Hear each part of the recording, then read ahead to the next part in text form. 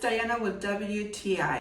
This book chart has helped my son to express himself in so many ways. Let me tell you how. It is Fred's Daily Mood Flip Chart with 47 pictures of different moods. It has helped my son when he just wants to show how he feels without words.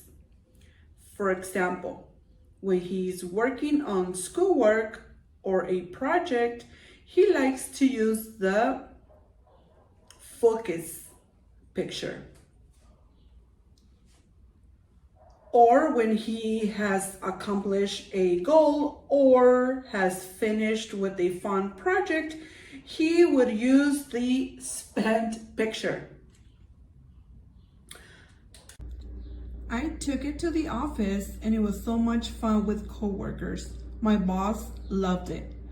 I do recommend Friends Daily Mood Flip Chart for fun at work, for the children to motivate them to express how they are feeling, even to learn what words mean. You will love Fred's Daily Mood Flip Chart. That is my point of view.